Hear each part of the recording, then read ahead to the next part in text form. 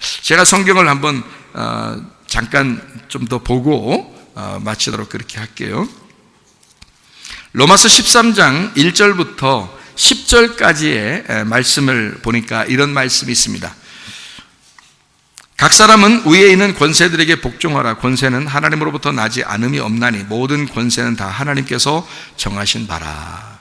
기독교인들을 만약에 핍박하는 시대가 왔다 그러면 그것도 하나님이 진짜 그리스도인들을 골라내기 위해서 이렇게 추수하고 있는 그런 시간이다라고 생각하면 맞는 겁니다. 그러므로 권세를 거스르는 자는 하나님의 명을 거스림이니 거스리는 자들은 심판을 자취하리라.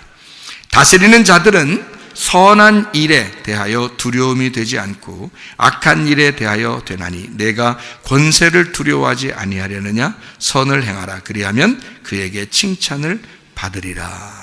그렇습니다. 그러니까 선한 일에는 칭찬하게 될 거고 악한 일을 하는 사람에게는 심판하게 될 것이다. 이게 이제 권세자들이 가지고 있는 권세란 말이에요.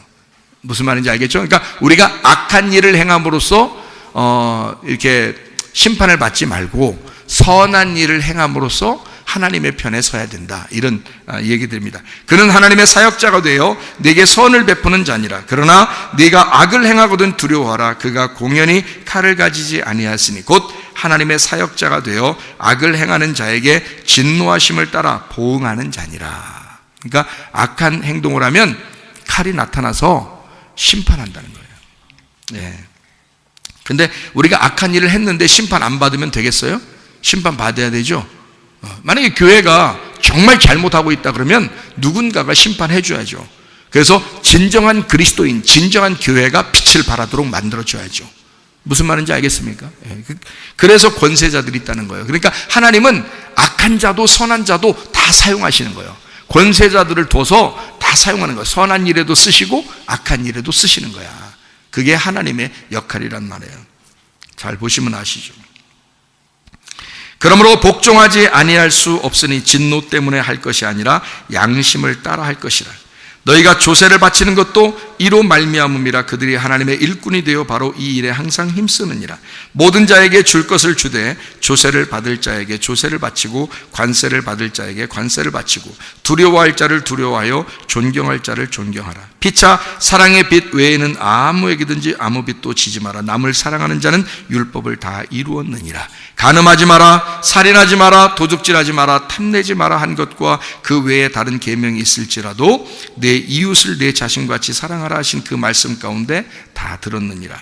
사랑은 이웃에게 악을 행하지 아니하나니 그러므로 사랑은 율법의 완성이니라. 이렇게 되어 있습니다. 하나님이 선택하셨답니다. 뭐를 선택하셨느냐? 선한 권세자를 선택하셨답니다. 이가 하나님의 사자라는 겁니다. 하나님이 선택하신다는 거예요. 그러니까 하나님은 원래 처음부터 악한 자를 선택하려고 했던 게 아니라 선한 권세자를 선택해서 그로 하여금 선과 악을 잘 구분할 수 있도록 만들어 주려고 했던 게 하나님의 마음이었다.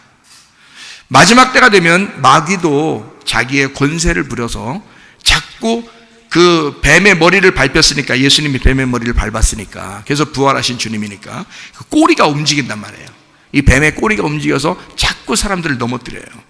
그런데 진정한 믿음이 없는 사람들은 넘어질 수밖에 없다.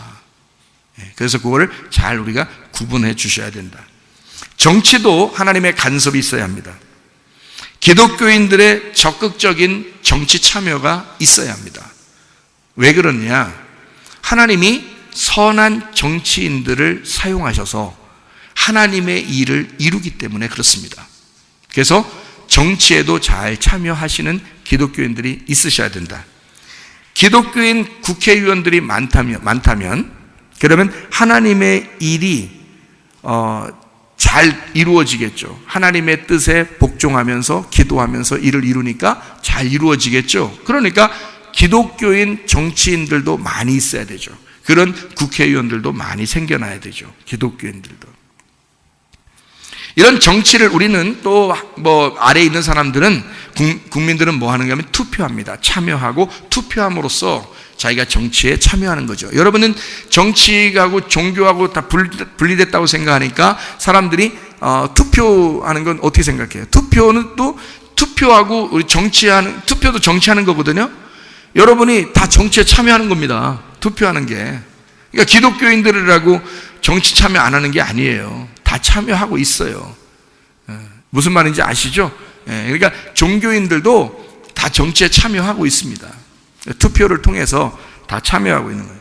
기독교인이 정치에 참여하는 것은 왜 정치에 참여하느냐 하면 제사장 역할을 감당하기 위해서 그런 것입니다. 이 세상을 향하여 제사장 역할을 감당하기 위해서. 그래서 투표하는 거예요. 제사장으로서 하나님의 뜻이 이것입니까? 묻고 그 하나님의 뜻대로 내가 거기에다가 선택을 하는 거죠. 그렇잖아요?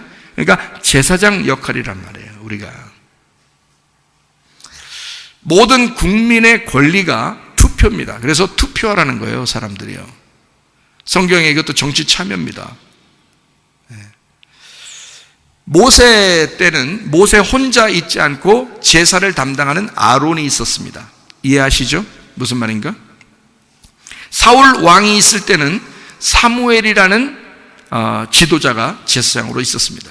그렇기 때문에 사울이 함부로 까불지를 못하는 거예요. 이 사무엘이 있기 때문에. 이해가 되시죠?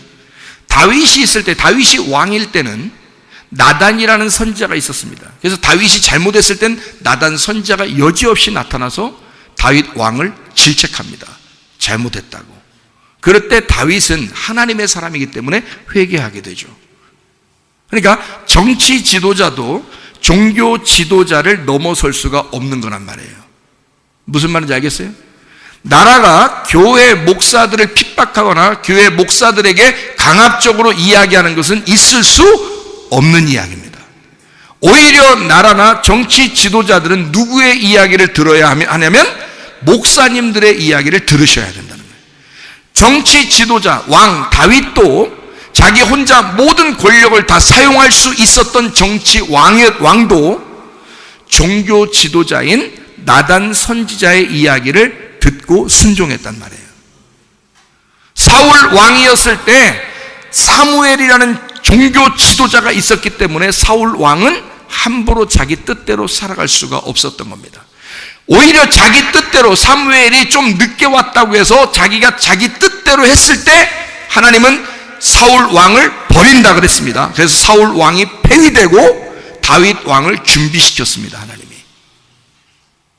무슨 말인지 아시겠죠? 정치와 종교는 늘 성경 속에서 하나가 돼 있었습니다. 정치와 종교. 정치 지도자와 종교 지도자는 늘 서로 도와주는 역할을 했었습니다. 정치 왕 그리고 제사장 종교 왕은 서로 하나였습니다. 그게 예수 그리스도란 말이에요. 그 예수 그리스도 우리를 구원해서 구원받은 하나님의 백성들은 왕 같은 제사장이 된 겁니다. 그래서 이 땅을 향하여 우리가 왕 같은 제사장으로서 정치에도 참여하고 이야기도 해서 세상을 그리스도화 시켜 나가도록 하나님이 우리에게 그 권세를 부여했다 그 말입니다. 그게 기독교인들이고 교회란 말이에요. 근데 교회가 그 역할을 하지 못했다는 거죠. 그러니까 억눌리는 것입니다. 그러니까 세상의 말을 듣게 되는 것입니다. 세상이 교회를 함부로 대하는 것입니다. 그렇게 돼서는 안 되는 건데 우리는 왕 같은 제사장들이고 하나님이 우리의 왕이시란 말이에요. 우리 위에 교황도 없고 우리 위에 국왕도 없습니다. 우리 위에는 오직 왕이신 제사장이신 예수 그리스도만이 우리의 왕이며 우리의 대제사장이십니다. 우리 위에는 아무도 없어요. 그게 성경을 믿는 사람들입니다. 특징이 그런 걸 어떡합니까? 성경에서 말하는 그 특징이 그런 걸 어떡합니까? 성경에서 유명한 또 왕이 나오는데 히스기야 왕이라는 사람이 있었습니다. 그 히스기야 왕 때는 이사야가 제사장이었고 선지자였거든요. 그 히스기야 왕이 늘 이사야한테 물어봅니다. 내가 어떻게 했으면 좋겠어요? 우리가 어떻게 했으면 좋겠어요? 이사야한테 늘 물어봅니다. 그러면 이사야는 하나님의 응답을 받아서 얘기를 합니다.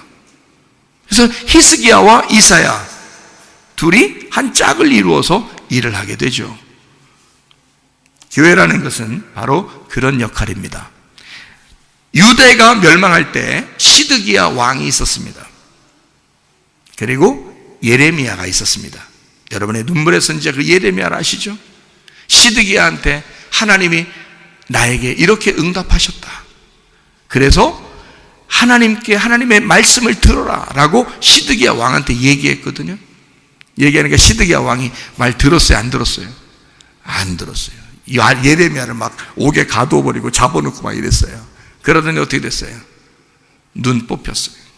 그리고 쇠사슬에 묶여서 갔어요. 포로로 잡혀갔어요. 네? 눈 뽑히고 아무것도 안 보이는 거예요. 여러분, 우리에게 종교 지도자를 잃어버리면요, 사람이 봉사가 됩니다. 앞에 길을 모르는 거예요. 어떻게 해 나가야 될지를 모르는 거예요. 이놈의 뭐 짐승의 표를 받아야 되나 말아야 되나 이거 모르는 거예요. 종교 지도자를 잃어버리면, 우리에게 말씀을 가르치는 자가 없으면, 그 목자가 없으면 양은 흩어지는 거예요. 헤매는 거예요. 길을 못 찾는 거예요. 예수 그리스도라는 길을 가르쳐 줘야 하고, 예수 그리스도라는 진리를 가르쳐 줘야 하고, 예수 그리스도라는 생명을 가르쳐 줘야 되거든요. 그런데 길을 잃어버려요. 목자를 잃어버리면. 그래서 목사들은 진짜 선한 목자가 돼야 돼요. 선한 권세자가 돼야 돼요. 예수 그리스도의 종이 돼야 돼요. 그래서 진짜 선한 목자가 돼서 양들을 잘 푸른 초장으로 맑은 시냇물가로 인도해 줘야 된다 그 말입니다. 사람들이 자기 편, 자기 거 이거로 막 나누어지는 게 말세라 그랬다. 말세다. 이런 것들이 사실은 없어야 된다. 예수님 안에서는요, 모든 게 화목하고 하나가 돼야 된다.